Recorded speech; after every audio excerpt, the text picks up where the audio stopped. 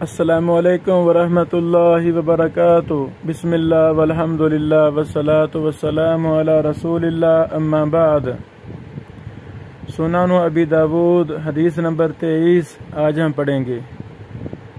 باب البول قائما۔ امام ابو داود رحمہ اللہ نے باب قائم کیا ہے کھڑے ہو کر پیشاب کرنے کا بیان۔ قال حدثنا حفص بن عمر ومسلم بن ابراہیم قال حدثنا شعبہ تحویل سند۔ قال حدثنا مسدد۔ امام ابو داود رحمہ اللہ اس حدیث کو 2 سندوں سے بیان کرتے ہیں، کے بعد دوسری سند۔ قال حدثنا مسدد قال حدثنا ابو عوانہ وہذا لفظ حفص، یہ حفص کے لفظ ہیں۔ امام ابو داود رحمہ اللہ اس حدیث کو حفص بن عمر سے بیان کر رہے ہیں اور مسلم بن ابراہیم سے بیان کر رہے ہیں، 2 استاد تیسرے شعبہ سے، تو یہ لفظ حفص کے ہیں۔ اللہ اکبر۔ یہ تھے محدثین جنہوں نے اساتذہ سے جو لفظ سنے ان کو بھی محفوظ رکھا اور فرق بتایا کہ یہ لفظ کس استاد کے ہیں۔ اللہ اکبر۔ ہمارا ایمان ہے اللہ رب العالمین نے ان ائمہ محدثین کے ذریعے قرآن و حدیث کی حفاظت کی ہے، اور ایسی حفاظت کی ہے کہ تاریخ انسانیت میں ایسی کوئی مثال نہیں ملتی۔ اللہ اکبر۔ عن سلیمان عن ابی وائل عن حذیفہ رضی اللہ تعالی عنہ انہ قال اتى رسول اللہ صلی اللہ علیہ وسلم سباتۃ قوم۔ رسول اللہ صلی اللہ علیہ وسلم ایک قوم کی روڑی، کوڑا کرکٹ والی جگہ، روڑی کے پاس آئے۔ فبال قائما، آپ علیہ الصلوۃ والسلام نے کھڑے ہو کر پیشاب کیا۔ ثم دعا بماء، پھر آپ علیہ السلام نے پانی منگوایا۔ فمسح علی خفیہ، اور اپنے موضوع پر مسح کیا۔ اللہ اکبر۔ اس حدیث کو بیان کرنے کے بعد امام ابو داود رحمہ اللہ پھر فرماتے ہیں قال ابو داود قال مسدد، مسدد نے کہا، یعنی مسدد کی حدیث میں یہ اضافہ ہے۔ حفص اور مسلم کی حدیث میں یہ اضافہ نہیں ہے، ہاں یہ اضافہ مسدد کی روایت میں ہے۔ جو حفص کی حدیث کے لفظ تھے وہ ختم ہو گئے ہیں، اگلا اضافہ امام ابو داود کے استاد امام مسدد بن مسرہد نے بیان کیا ہے۔ کیا؟ قال مسدد قال فذهبت اتباعد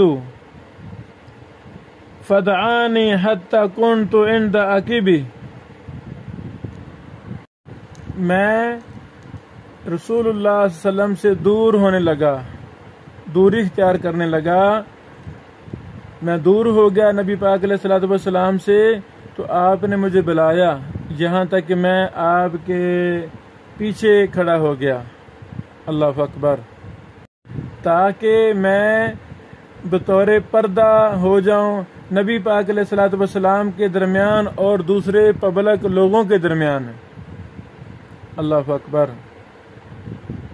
یہ حدیث صحیح بخاری اور صحیح مسلم کی ہے، متفق علیہ حدیث ہے۔ صحیح بخاری کا حدیث نمبر 224 ہے اور یہ حدیث صحیح مسلم میں بھی ہے۔ واضح حدیث ہے۔ مختصر راویوں پر پہلے ہم بات کرتے ہیں۔ اس حدیث کے پہلے راوی ہیں حفص بن عمر بن الحارث ابو عمر الحوزی البصری۔ اللہ اکبر۔ یہ امام بخاری رحمہ اللہ کے بھی استاد ہیں۔ امام محمد صاحب نے فرمایا ثقۃ ثابت متقن، یہ بہت بڑے امام اور محدث تھے، آپ 225 ہجری میں فوت ہوئے۔ دوسرے امام ابو داود کے استاد ہیں مسلم بن ابراہیم الازدی البصری۔ اللہ اکبر۔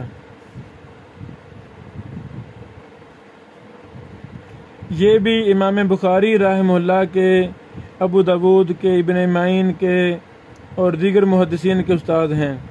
امام ابن معین نے کہا ثقۃ مأمون، امام مجلی اور ابو حاتم نے کہا ثقۃ، ابو حاتم نے یہ بھی لفظ بولے صدوق، یعنی ثقۃ صدوق۔ آپ 222 ہجری میں فوت ہوئے۔ شعبہ بن الحجاج، ان کے حالات پیچھے گزر چکے ہیں۔ دوسری سند مسدد بن مسرحد، پیچھے حالات گزر چکے ہیں۔ ابو عوانہ الوضاح بن عبداللہ الواسطی، ان پر بھی تفصیلی بات پہلے گزر چکی ہے۔ ائمہ میں سے ایک ہیں۔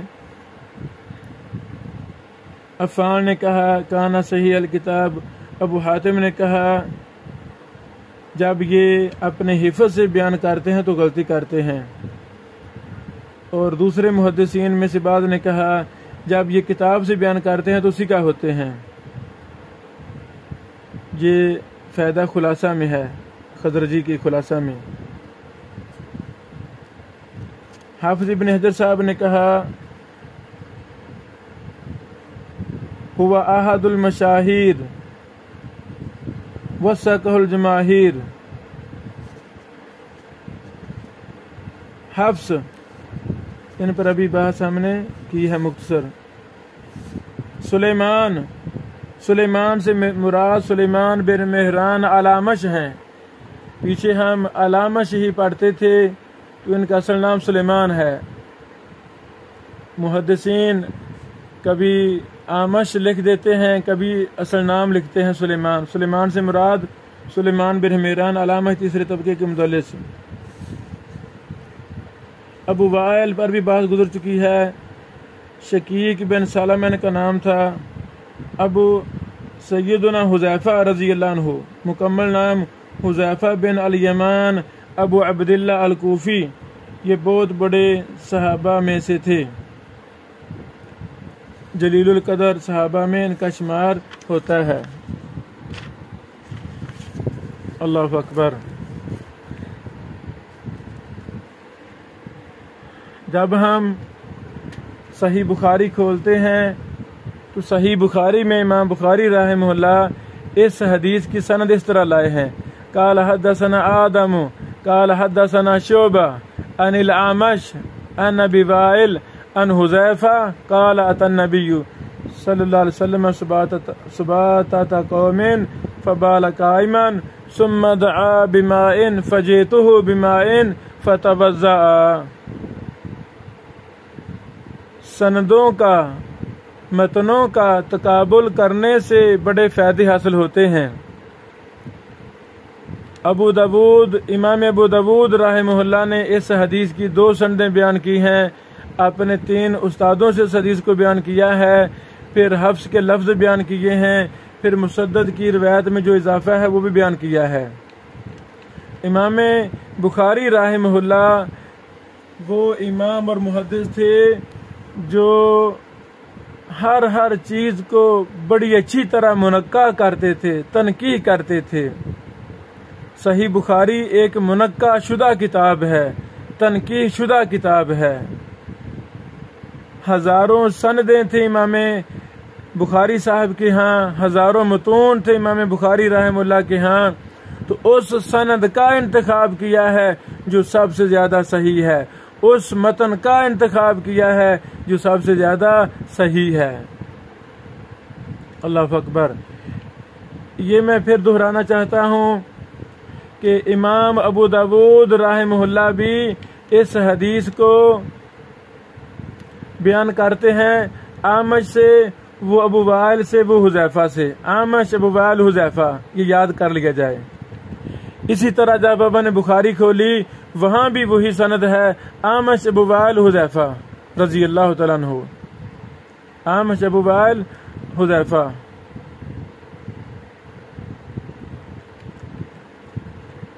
جب ہم اس حدیث کا فتح الباری میں مطالعہ کرتے ہیں تو صحیح بخاری کی حدیث ہو، طالب علم فتح الباری کا مطالعہ نہ کرے گویا کہ اس نے مطالعہ کیا ہی نہیں ہے۔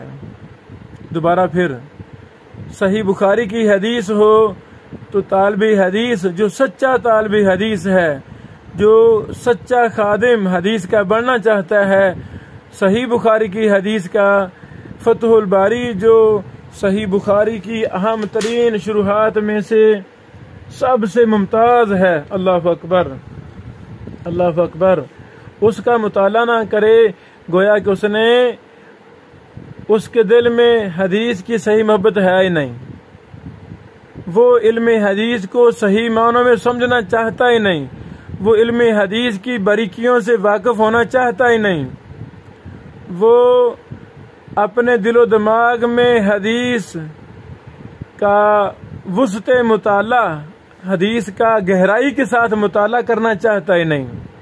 اللہ رب العالمین کروڑوں اربوں خربوں رحمت نازل فرمائے ابن حجر پر، حافظ دنیا پر، جنہوں نے صحیح بخاری کی ایسی شرح لکھی کہ حق ادا کر دیا۔ تو PDF فائل میں نے فتح الباری سے وہ بحث جو اس حدیث کے متن کے متعلق ہے وہ میں نے شیئر کی ہے جان بوجھ کر، اس میں بڑے زیادہ فوائد ہیں۔ مثلا امام ابن حجر اسقلانی رحمہ اللہ فتح الباری جلد نمبر 1 صفحہ 328-29 میں بات کرتے ہیں، زاد مسلم وغیرہ من طرق عن العامش فتنحیت، میں پیچھے ہٹا، فقال ادنو، تو نبی پاک علیہ السلام فرمایا قریب ہو جا، فدنوت حتی قمت عند عقبیہ، یہاں تک کہ میں آپ علیہ السلام کی پیچھے ایڑیوں کے طرف کے پاس کھڑا ہو گیا۔ یہ اضافہ صحیح مسلم میں ہے۔ فتح الباری کا فائدہ، پہلا فائدہ۔ دوسرا فائدہ، امام ابن حجر اسقلانی لکھتے ہیں آگے، وفی روایت احمد ان یحییٰ القطان، مسند احمد میں یہ حدیث ہے، اس میں الفاظ اس طرح ہیں، اتا صبات اتا قوم فتبعت منہ، میں آپ علیہ السلام سے پیچھے ہٹ گیا، دور ہو گیا، فادنانی، آپ نے مجھے قریب کیا، حتی صرت قریبا من عقبیہ، یہاں تک کہ میں آپ کی ایڑیوں کے قریب بیک سائڈ پہ پیچھے ہوا، قائم فبال قائما ودعا بماء فتوضأ ومسح علی خفیہ، یہ دوسرا فائدہ مسند احمد کا حمیلہ فتح الباری میں۔ تیسرا فائدہ، وَقَذَا زَادَ مُسْلِمٌ وَغَيْرُهُ فِيهِ ذِكْرَ الْمَسْحِ عَلَى الْخُفَّيْنِ، امام مسلم وغیرہ نے زیادتی کی ہے، یہ لفظ زیادہ بیان کیے ہیں موضوع پر مسح کرنے کے، بخاری نے یہ لفظ بیان نہیں کیے، صحیح بخاری میں یہ لفظ نہیں ہے۔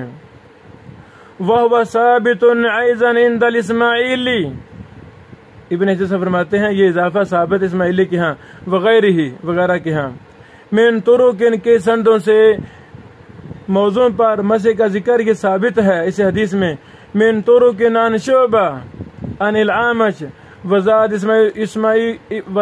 عیسیٰ بن یونس فیہ عن العامش ان ذلک کان بالمدینہ، عیسیٰ بن یونس نے جب اس حدیث کو بیان کیا تو اس راوی نے زیادتی کی، زیادہ لفظ بیان کیے، ان ذلک کان بالمدینہ، کہ یہ مدینہ میں واقع ہوا۔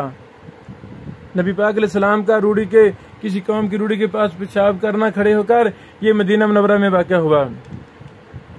یہ فائدہ ہے تیسرا، چوتھا فائدہ گنتے جائیں، 20 فوائد آپ کو ملیں گے فتح الباری میں، ایک ایک حدیث پر، اللہ اکبر۔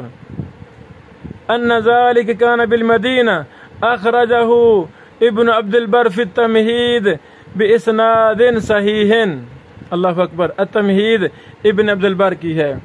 ابن عبد البر ایک بہت بڑے امام اور محدث تھے اندلس کے، ان کے حالات آپ پڑھیں، دل میں علم حدیث سے محبت پیدا ہوگی کہ اللہ تعالیٰ نے کیسے کیسے اپنے بندے پیدا کیے جن کی زندگیاں وقف تھیں۔ ابن عبد البر کی زندگی موطا امام مالک کی خدمت کے لیے وقف تھی۔ امام ابن عبد البر رحمہ اللہ نے موطا امام مالک پر 2 طرح کے کام کیے اور کمال کر دیا، ایک التمہید، دوسرا الاستذکار۔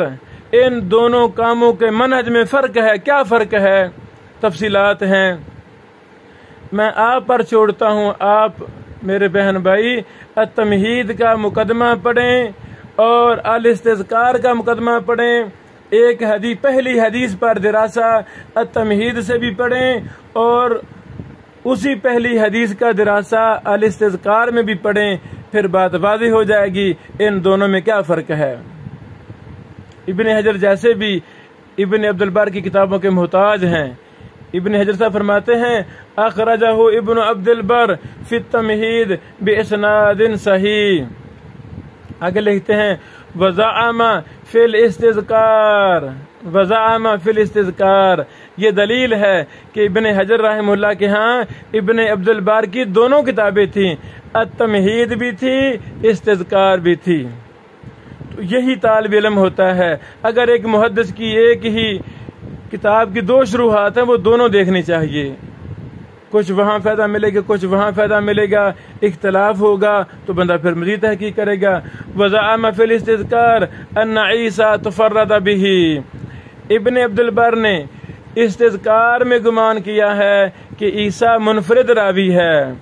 حافظہ فرماتے ہیں ابن حجر صاحب ولیس کذالک، ایسی بات نہیں ہے. ابن عبد البر صاحب کی بات یہ صحیح نہیں ہے. فقد رواہ البیہقی من طریق محمد بن طلحہ بن مصرف. سنن کبریٰ بہقی سے امام ابن حجر اسقلانی رحمہ اللہ اپنی بات کو ثابت کرنے کے لیے ابن عبد البر رحمہ اللہ کے صاحب کا رد کرنے کے لیے کہ عیسیٰ منفرد نہیں ہیں دلیل بیان کر رہے ہیں. فقد رواہ البیہقی من طریق محمد بن طلحہ بن مصرف عن الأعمش كذلك وله شاهد من حديث اسمة بن مالك سنذكره بعد واستدل به الأجواد المسي في الحذر وهو ظاهر ولعل البخاري اختصره لتفرد الأعمش به. امام بخاری صاحب نے شاید اس کو مختصر بیان کیا ہے اعمش کے تفرد کی وجہ سے. ابھی بات ختم نہیں ہوئی. فقد روى ابن ماجه من طريق شعبة ان عاصم رواه له عن ابي وائل عن المغيرة. لو جی صحیح بخاری میں، ابو داود میں یہ حدیث سیدنا حذیفہ رضی اللہ عنہ سے ہے. ابن ماجہ وغیرہ میں ایک حدیث ابو عاصم ابو وائل مغیرہ بن شعبہ رضی اللہ تعالیٰ عنہ سے ہے. ان رسول اللہ صلی اللہ علیہ وسلم اتى سباطة قوم فبال قائما. قال عاصم وهذا الأعمش يروي عن أبي وائل عن حذيفة وما حفظه يعني أن روايته هي الصواب. قال شعبة فسألت عن منصورا فحدثنيه عن أبي وائل عن حذيفة يعني كما قال الأعمش. اللہ اکبر.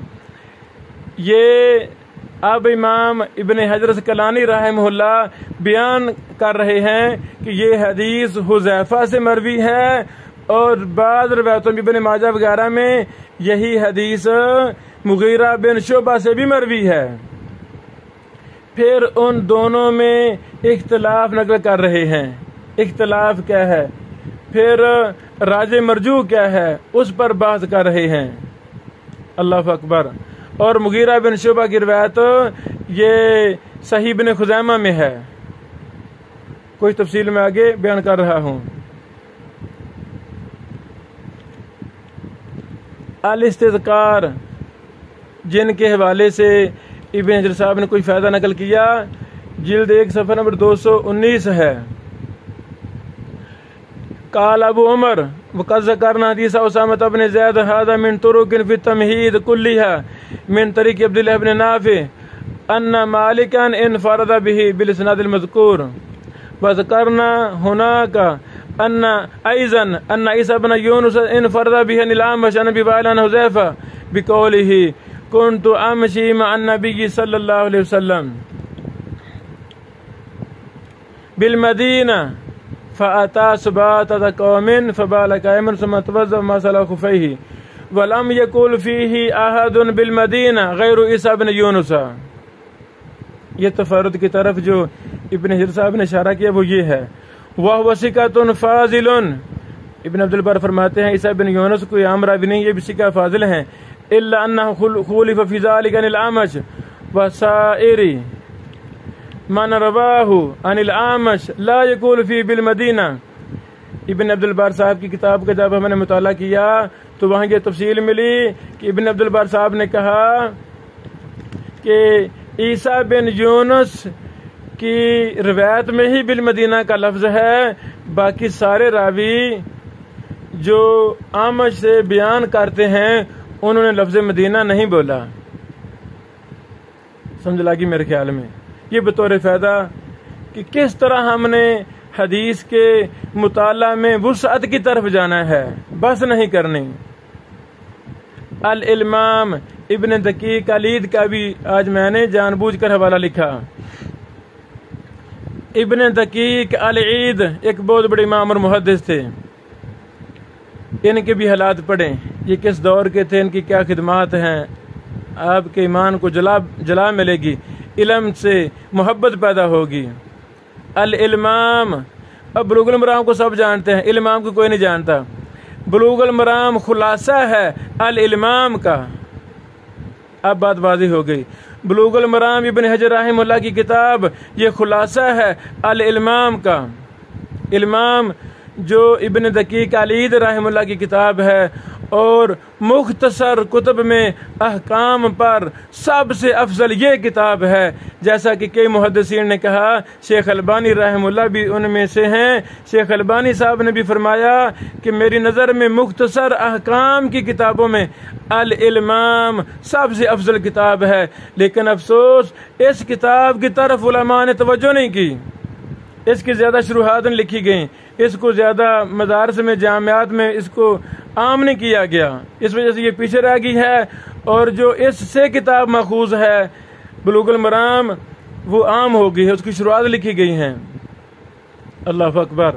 یہی وجہ تھی شیخ البانی رحمہ اللہ اپنے دروس میں الامام کا ہی اہتمام کرتے تھے۔ ہمیں بھی بلوغ المرام کے ساتھ ساتھ جو اصل ہے الامام، اس کا اہتمام کرنا چاہیے۔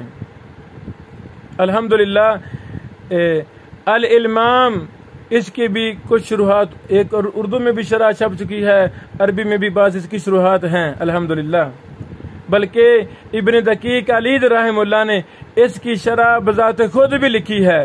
وہ شرح ایک عجوبہ ہے، شروحات کے میدان میں ایسی شرح لکھی ابن دقیق نے کہ نہ اولین میں نہ آخرین میں ایسی مثال ملتی نہیں ہے۔ ایک ایک حدیث پر 200 مسئلہ اخذ کیا، 300 مسئلہ اخذ کیا ابن دقیق نے، اتنی لمبی شرح لکھی رحمہ اللہ۔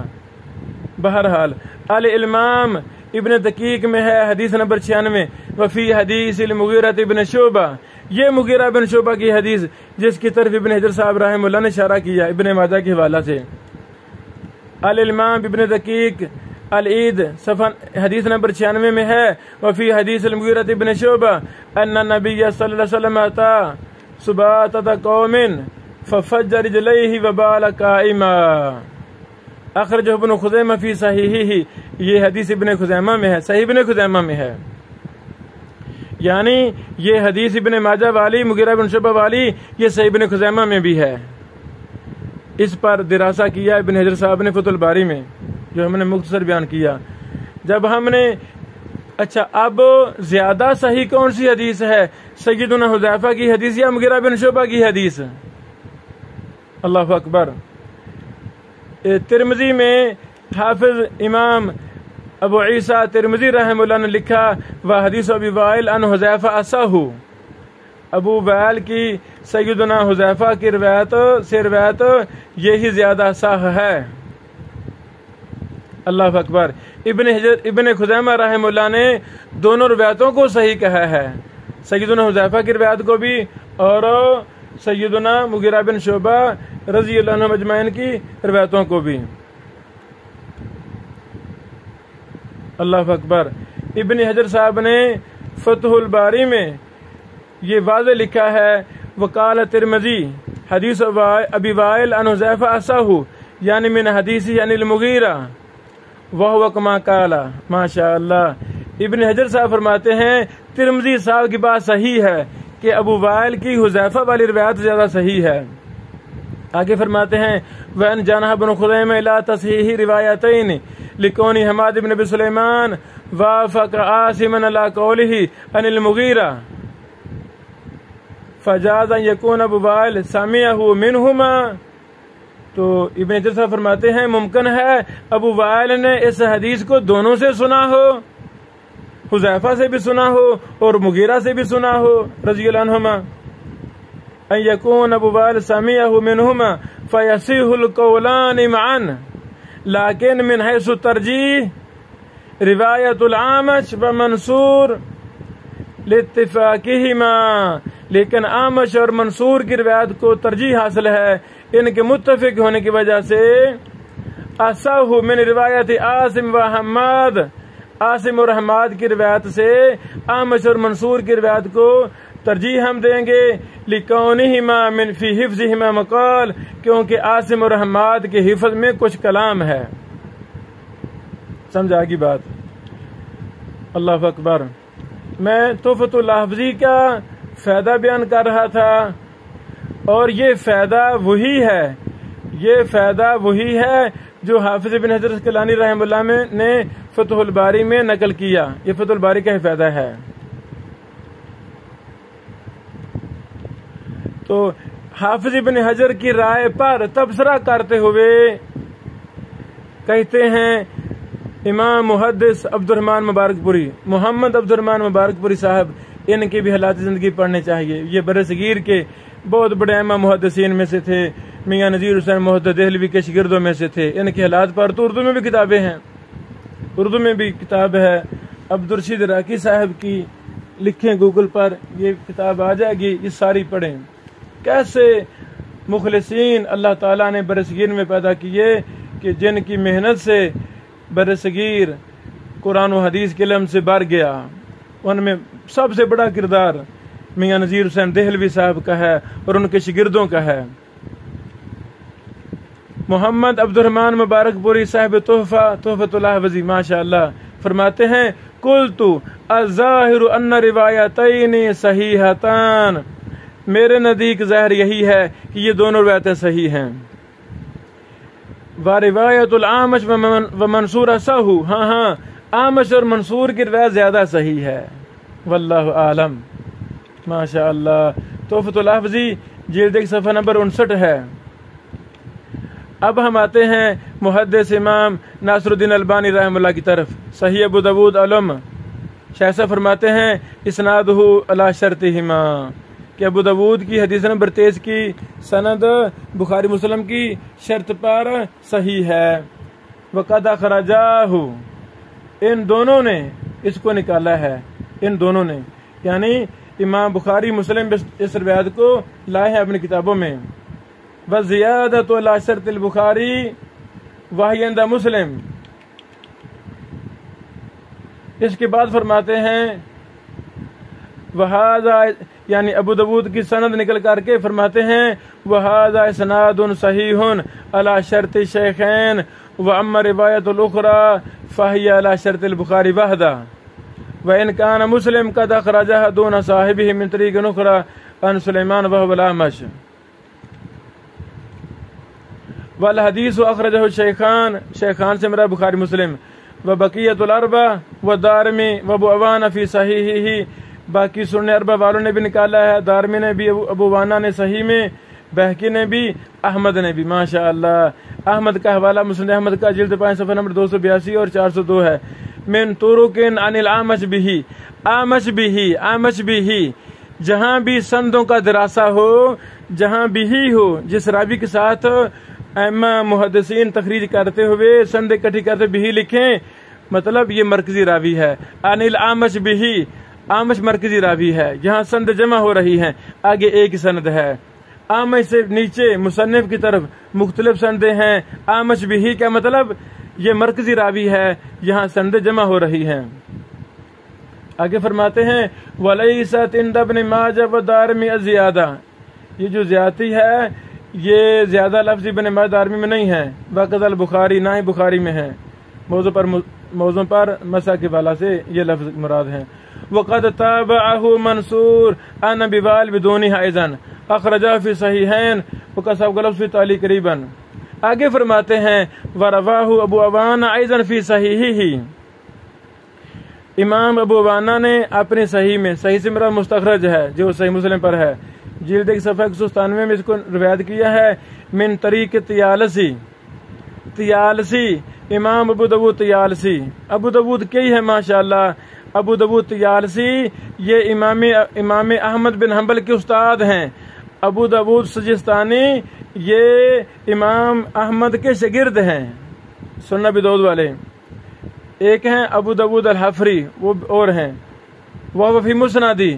اور یہ حدیث امام طیالسی کی کتاب مسند طیالسی میں بھی ہے. حدیث نمبر 407 ہے. یعنی یہ فائدہ پکا ہو گیا ہے کہ ایک حدیث کو کئی کتابوں سے تخریج ہوتی ہے پھر جا کر اس حدیث کی سندوں پر دراسہ ممکن ہوتا ہے. ایسے ہی جو انسان لگا رہتا ہے اللہ تعالیٰ اس کو یہ مبارک فن دے دیتا ہے. آگے شیخ البانی فرماتے ہیں رحمہ اللہ وَلِلْحَدِيثِ طَرِيقٌ أُخْرَى یا طُرُقٌ أُخْرَى مُخْتَصَرًا دُونَ قَوْلِ ثُمَّ دَعَا. بعض سندوں میں اور بھی مختصر ہے اس میں ثم دعا کا لفظ نہیں ہے یہ جملہ آگے نہیں ہے. اخرجہ احمد جلد 5 صفحہ 394 انہی کے ابن وفی الاصل ان یعنی بن کی جگہ اصل میں ان ہے وہ خطا. شیخ البانی فرماتے یہ خطا ہے. نہیک بن ہے نہیک ان نہیں ہے. نہیک بن عبداللہ السلولی حدثنا حذیفہ یہ سند حسن درجے کی ہے. اس کے سارے راوی ثقہ ہیں صحیح مسلم کے راوی ہیں سوائے نہیک کے. اس کو ابن حبان نے ثقات میں ذکر کیا ہے. اور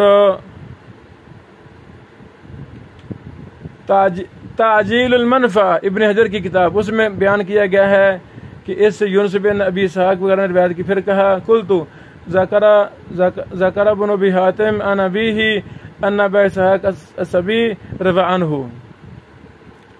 قلت هذا الحدیث من روایتہ عنہ.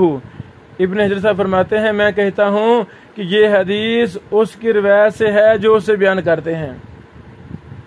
ابو اسحاق السبی کی روایت سے ہے یہ ابو اسحاق السبی.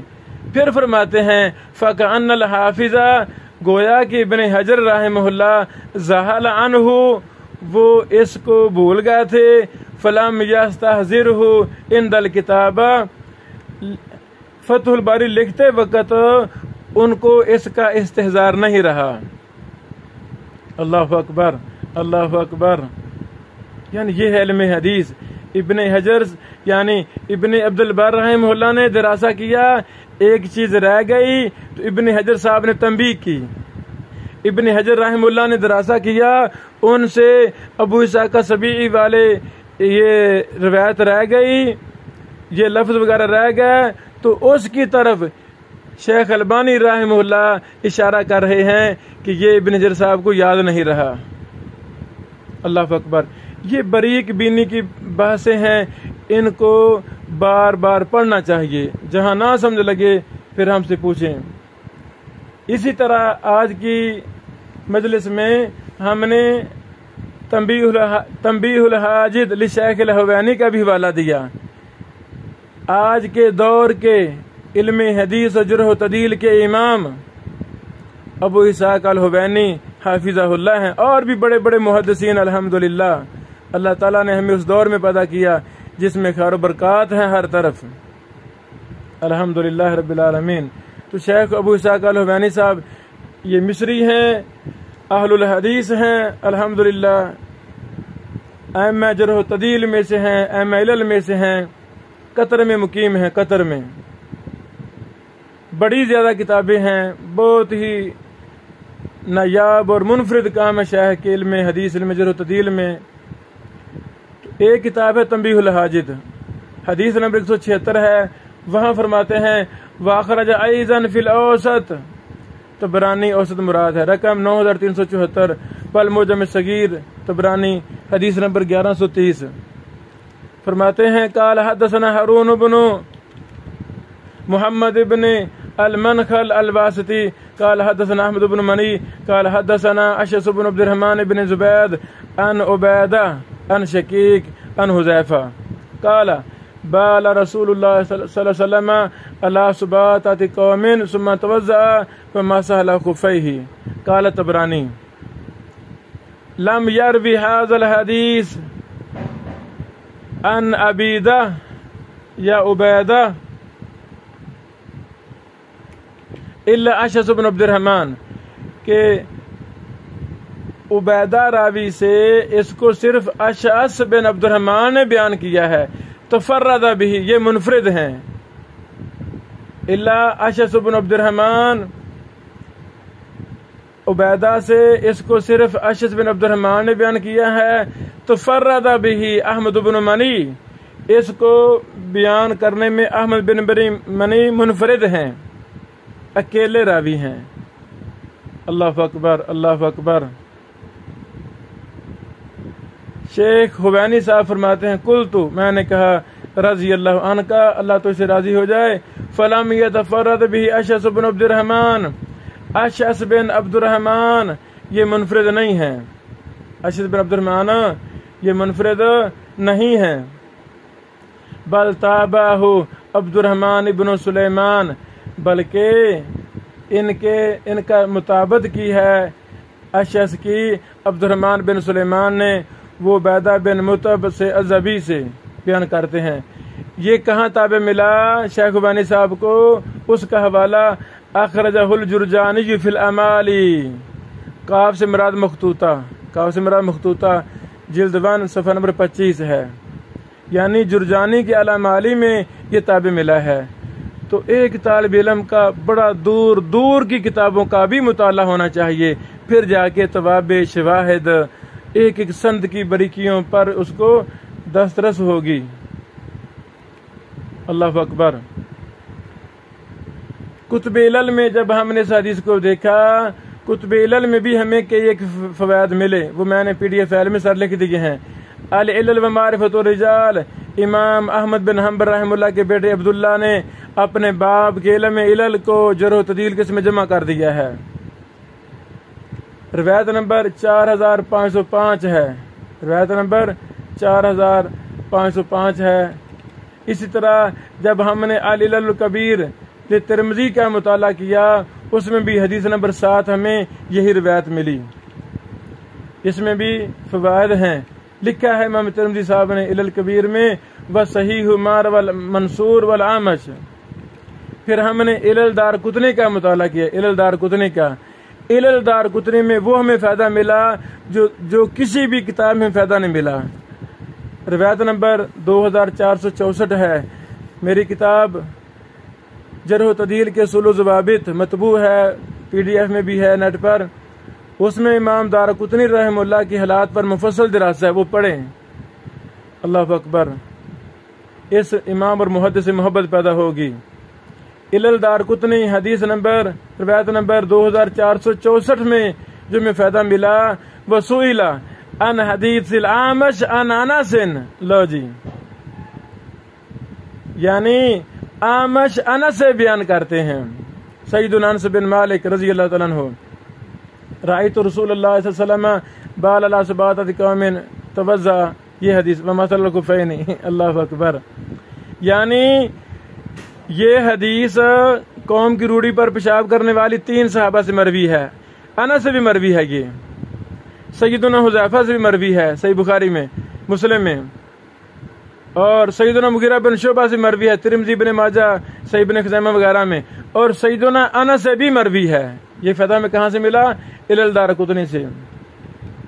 یہ سوال کیا گیا امام دارقطنی رحمہ اللہ سے، تو انہوں نے پھر آگے اس کا جواب دیا، وہ سارا جواب ہم نے جمع کر دیا ہے PDF فائل میں، اور اس کو پڑھیں۔ اور آخر میں جو یعنی بلکہ ساری بحث پڑھ دیتے ہیں، یرویہ یاسین الزیات واختلف عنہ، فرواہ الحسن بن صباح البزار وعلی بن یونس الواسطی عن عبد المجید بن ابی رواد عن یاسین عن العامش عن انس وخالفہما سختویہ ابن المازیار، فرواہ عن عبد المجید بن عبد العزیز بن ابی رواد عن یاسین عن الزہری عن انس وکلاہما وہم، یہ دونوں وہم ہیں، یہ دونوں غلطیاں ہیں. والمحفوظ محفوظ کیا ہے؟ عن العامش عن ابی وائل عن حذیفہ. اللہ اکبر اللہ اکبر. لو جی امام کیا کہتے ہیں، امام دارقطنی رحمہ اللہ نے اس کو علل دارقطنی میں نقل کیا. علل دارقطنی یہ سارے شاگردوں نے سوال کیے تھے اور امام دارقطنی رحمہ اللہ نے یہ سارے زبانی جواب دیے تھے. اور علل کی کتابوں میں سب سے بڑی کتاب یہ علل دارقطنی ہی ہے. یہاں تک یہ آج کی بحث تھی. اس میں بڑے زیادہ فوائد ان کے اندر موجود ہیں. ان بحوث میں اختصار کرتے ہوئے کچھ کی طرف اشارہ کیا، کچھ کی وضاحت کر دی. اصل فعل بھی ہے وہ بھی پڑھیں، جہاں ڈاؤٹ ہو ہم سے پوچھیں. تو جب ہم لفظ حدیث بولتے ہیں اس میں بڑے زیادہ فنون آتے ہیں. جتنے ہم زیادہ محنت کریں گے، جتنے ہم زیادہ دراسے کریں گے، اتنا اللہ تعالی ہمیں خیر و برکت زیادہ عطا فرمائے گا. اس علم کے ساتھ محبت زیادہ دے گا، اس کی مشکلات ہم پر واضح کر دے گا. تو اسی فن پر زندگی انسان گزار دے، اس سے بڑی سعادت والی کوئی زندگی اور ہے ہی نہیں. بارک اللہ فیکم. استنباط کیا ہوا مسئلہ کہ بامر مجبوری کو مجبوری ہو، کوئی وجہ ہو، بیمار ہے انسان، یا کوئی 100 مثال ہو سکتے ہیں، تو کھڑے ہو کر پیشاب کرنا جائز ہے. بیٹھ کر ہی پیشاب کرنا چاہیے، لیکن کھڑے ہو کر پیشاب کرنا بھی جائز ہے، کوئی حرج نہیں ہے. بارک اللہ فیکم. اس حدیث میں جو نبی پاک علیہ الصلوۃ والسلام نے کھڑے ہو کر پیشاب کیا ہے، اس کی کئی ایک توجیحات محدثین نے بیان کی ہیں. وہ ایک لمبا سمندر ہے. بارک اللہ فیکم. اللہ تعالیٰ توفیق دے ان کا بھی آپ مطالعہ کریں.